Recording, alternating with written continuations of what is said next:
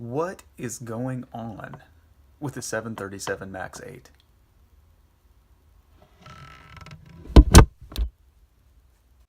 We keep seeing these unfortunate things that are happening in the news, specifically surrounding the MAX 8. Just 2 days ago, we had an incident with an Ethiopian Airlines MAX 8 that crashed just minutes after takeoff.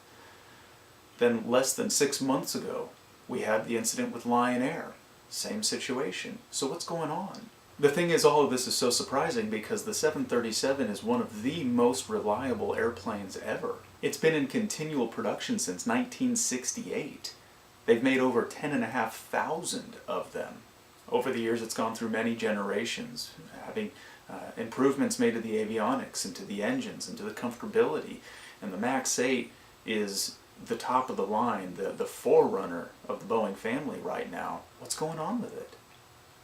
Is this just one-off situations that are unfortunate but unrelated? At this point in time, it's too soon. The reports haven't even come out yet. There's no telling even what it was that caused this in the first place. But it is unfortunate, and it is somewhat baffling that such a new and state-of-the-art airplane would continue to have multiple noteworthy, catastrophic incidents like this in such a short period of time. It's horrible that these things happen.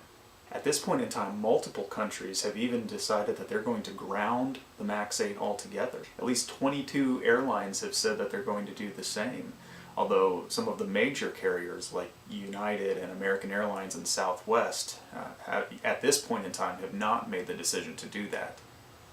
Of course, Boeing stands by their airplane. They say that it's a very safe design. And the FAA at this point in time has also declared the airframe still is airworthy. But it's still such an unfortunate thing that's been going on. As time goes on, obviously we'll get more and more information about this. But if you have any thoughts on this, feel free to comment below.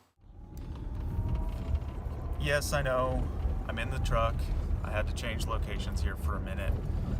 But I wanted to keep talking about this subject because the thing is, situations like this are extremely unfortunate.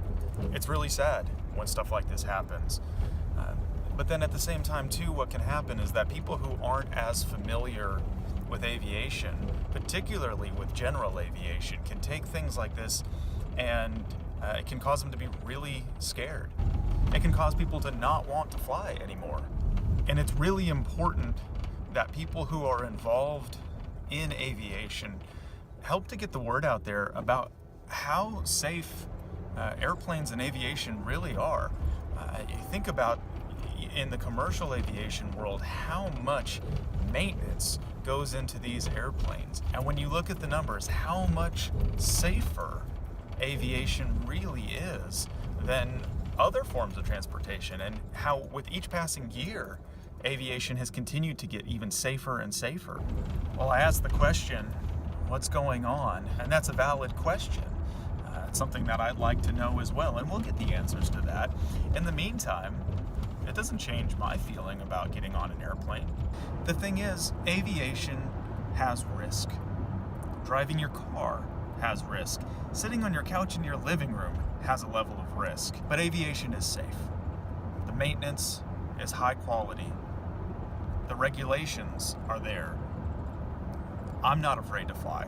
You shouldn't be afraid to fly. Help those who don't know the ins and outs of aviation to see why they shouldn't be afraid to fly either. And I've known people who have said things like, well, I'll fly on an airliner, but I'd never get in a small airplane. You'll never catch me in a Cessna. I understand their fear there. A small airplane is different. Most people, even if they've flown in an airliner, they've never flown in a small plane. But general aviation is very safe. And it's a wonderful, wonderful opportunity that you can have to be a part of that.